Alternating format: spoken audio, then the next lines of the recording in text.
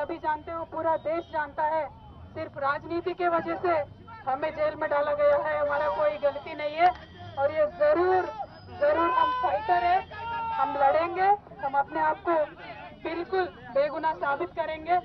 Thank you so much. Jai Telangana.